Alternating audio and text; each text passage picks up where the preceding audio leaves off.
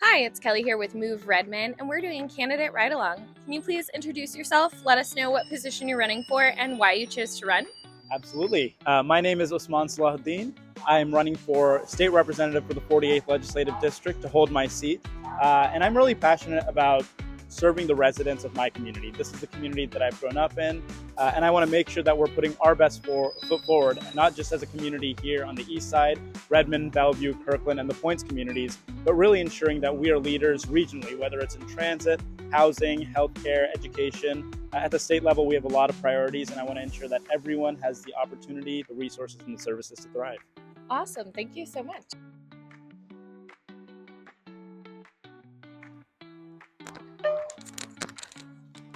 We can do that.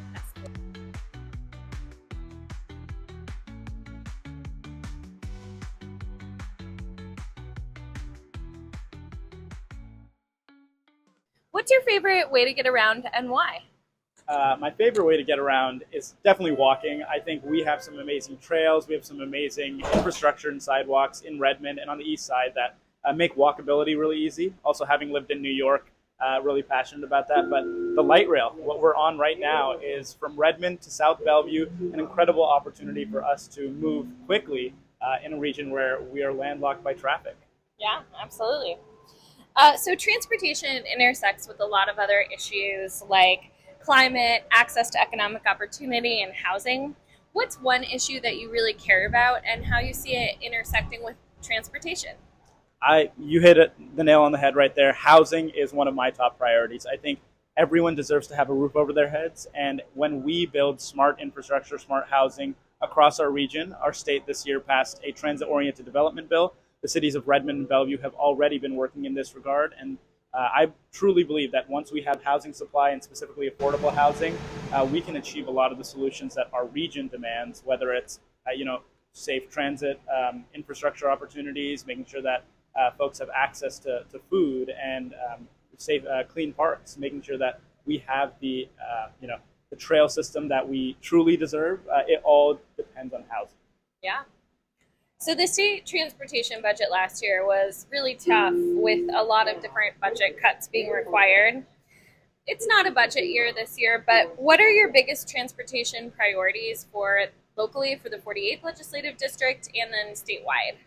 Absolutely. One of the things that I have advocated for and was a proponent of this session, though it didn't pass, was a road usage charge or a highway use tax, highway use fee, making sure that we are equitably creating solutions for how we're getting revenue for our state is really important. The gas tax is regressive, and unfortunately, that's one of the only methods that we had to be able to get revenue for that transportation budget. I'm really focused on as many multimodal transit solutions as possible. And so when we got the transit-oriented development bill passed, it was a really good tie to how we can focus on all solutions beyond just transit-specific, our buses, our light rail. And though this isn't at the state level, getting the two-line open over I-90.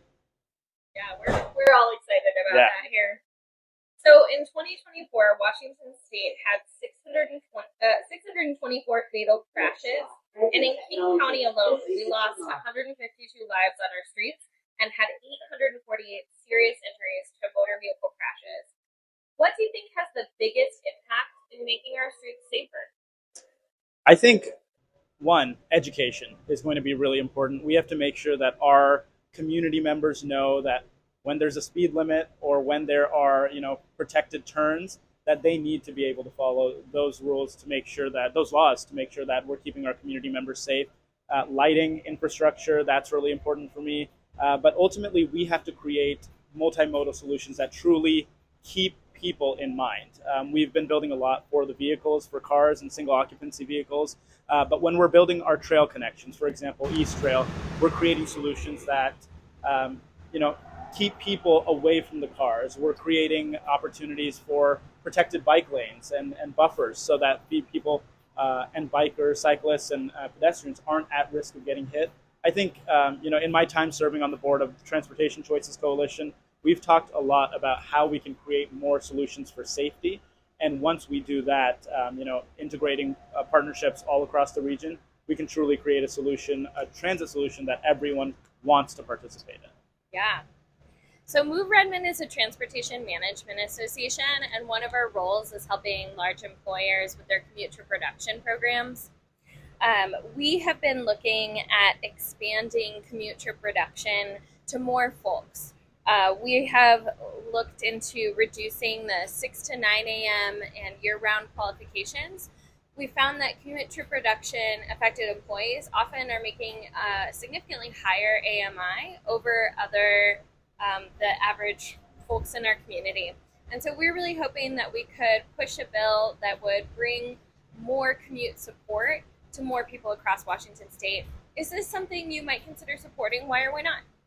Absolutely. I think commute trip reduction has been integral to the large corporations in my district, in our district here, Microsoft to name one. We really want to make sure that we are prioritizing as many of those multimodal solutions for our community members as possible. And so when you mentioned that 6 to 9 a.m.